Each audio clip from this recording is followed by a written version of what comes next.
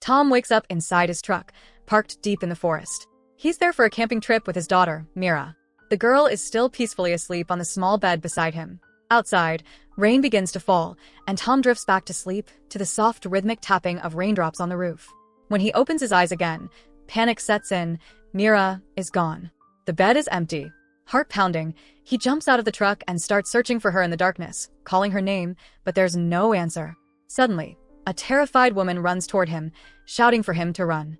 Confused, Tom tries to ask what's going on, but before he can, a group of crazed people attack her. They bite her, spreading some kind of infection. Horrified, Tom tries to help, but it's too late. Right before his eyes, the woman turns into a zombie. Now, those same infected creatures turn their attention to Tom. He's forced to fight them off, and amid the chaos, Mira suddenly appears. The frightened girl watches as her father battles the monsters. Tom yells for her to run, and she dashes deeper into the woods while he struggles to fend off the zombies. Eventually, he makes it back to his truck and climbs inside.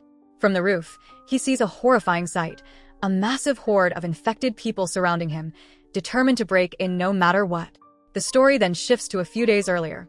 Tom is fixing his truck in the driveway while Mira chats with her mom, Naomi, about her time at scout camp. She proudly says she just needs to finish her last activity. Tom scoffs, complaining about paying for a camp where kids do pointless things. He remembers that when he was a scout, they learned real survival skills, how to start a fire or send messages in Morse code. He mocks the idea of collecting flowers, saying it won't help anyone survive in the wild. Mira replies that she's not planning to go wandering around the woods anyway, and Tom shoots back that she's not much of a scout then. Hurt, Mira storms off to her room while Naomi, angry at her husband, goes to comfort their daughter. That evening, Tom apologizes to Naomi, admitting he shouldn't have spoken to Mira that way. Naomi reminds him that their daughter is growing up and urges him to spend more time with her. Tom suggests taking Mira to the movies, but Naomi shakes her head. She wants them to go camping instead. At first, Tom refuses since he already has plans with friends, but Naomi insists, warning him that if he doesn't make time for Mira now, she won't make time for him later. Realizing she's right, Tom reluctantly agrees. The next morning, father and daughter hit the road. On the radio, reports mention a wave of unexplained violent attacks on police officers across the county. During the drive, Tom tries to start a conversation, but Mira ignores him, focused on her phone. When they reach the campsite, Tom sets everything up for a comfortable stay and suggests hiking or fishing. But Mira, still glued to her screen, says she's not interested. She'd rather play games than explore nature. Eventually, they go for a walk in the forest. Tom hopes the time together will help them reconnect, but after an hour, Mira says she's tired and wants to go home. She admits she doesn't enjoy spending time with him. She just doesn't like him. She even tells him to drop her off so he can still make it to his party. Tom insists he genuinely wanted to be with her, but she accuses him of lying. Finally, he offers a compromise. They'll stay one night, and if she still wants to go home in the morning, they will. Mira reluctantly agrees. As they continue walking, she slowly starts showing interest in the forest around them. Out of nowhere, Mira apologizes for not being born a boy, thinking that's why they don't get along. Tom assures her that's not true. Before he can say more, a woman appears and invites them to join her group by the campfire. Tom and Mira walk over, meeting other campers who came to enjoy the weekend outdoors. Mira starts chatting with the other kids, and for the first time, she seems to be having fun. Later that evening, they return to their truck. Tom reads a book while Mira scrolls through her phone. It starts to rain.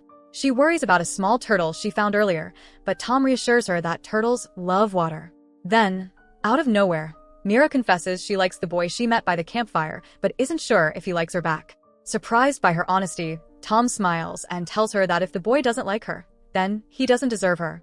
A little later, Tom steps outside to make sure the truck is sealed against the rain, then lies down to sleep. The story cuts back to the present. Zombies have surrounded the truck from all sides. Tom climbs onto the roof, shouting desperately for Mira.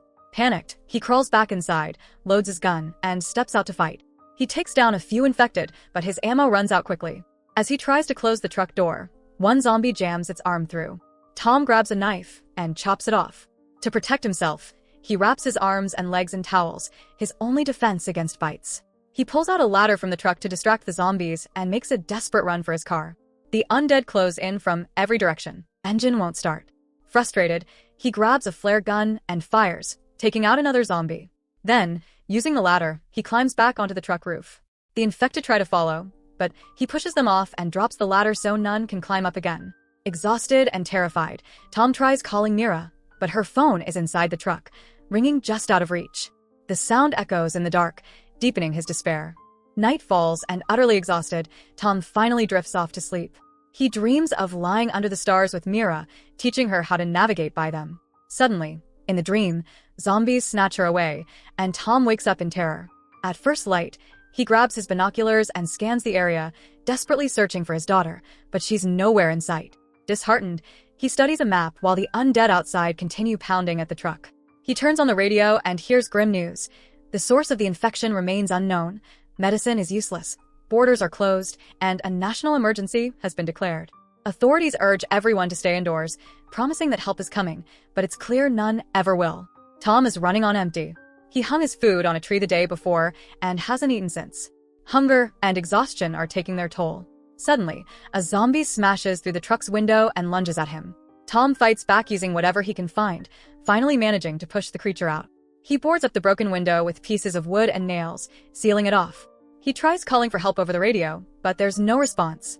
Climbing back onto the roof, he scans the woods again and finally spots Mira. She's alive, not far from the truck, and the zombies haven't seen her yet. Quickly, Tom starts signaling her with Morse code using a flashlight. She responds by flashing light off her glasses, telling him she's scared but safe. Tom urges her to stay hidden, but Mira, determined to reunite, starts moving toward him. Then one zombie spots her, and the entire horde charges.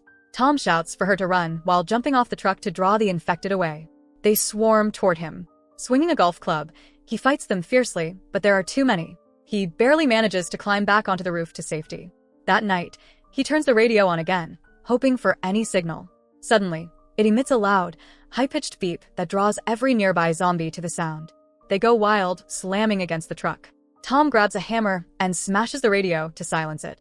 Under heavy rain, he fends off a few more of the creatures before exhaustion forces him to stay awake through the night, keeping guard. When morning comes, Tom spots something horrifying. One of the zombies is holding Mira's jacket. Overcome with despair, he believes his daughter is gone. Grief consumes him. He grabs his pistol, realizing there's only one bullet left, and puts the gun to his head. But in the last second, he can't do it. Deep down, something tells him she's still alive, and he has to keep fighting. Tom sets out containers to collect rainwater and drinks what little he can. Starving and weak, he comes up with a plan. Using broken glass, he lines the edges of the roof so any zombie that tries to climb up will be cut and fall. Suddenly, he spots a car speeding down the road, chased by a horde. Tom waves frantically, shouting for the driver, but the car crashes into a tree. Without hesitation, he rushes toward it, slashing through zombies with his knife. He reaches the wreck, pulls the driver out, and together they sprint back to the truck. Tom hauls the stranger up onto the roof, and for a brief moment, they're safe. The man claims he's a patrol officer. He tells Tom the world is collapsing, cities are overrun, communication is gone, and survival is all that's left. Tom shows him a photo of Mira, asking if he's seen her. The man says no. Tom pleads for help to search for her, but the supposed officer refuses, insisting it's suicide. Instead, he says they should rest and regain strength. Tom offers him the last of his food and tells him there are more supplies hanging from a nearby tree, which the man finds strange. Tom keeps pressing him to help find Mira. The man finally agrees, promising they'll go at sunrise. But that night, while the stranger sleeps, Tom checks his ID and makes a chilling discovery. The man isn't an officer at all. He's a fraud who stole someone's badge. Before Tom can react, the imposter wakes up and attacks. A brutal fight breaks out. The man overpowers Tom, slamming his head until he blacks out.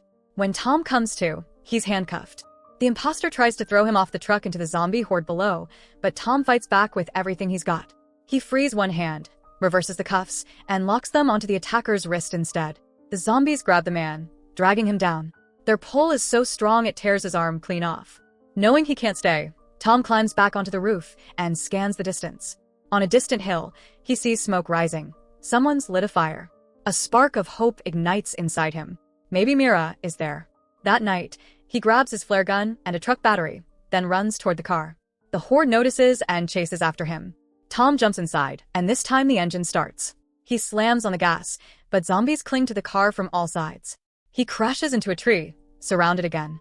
As the undead swarm closer, he spots a gas canister near the truck.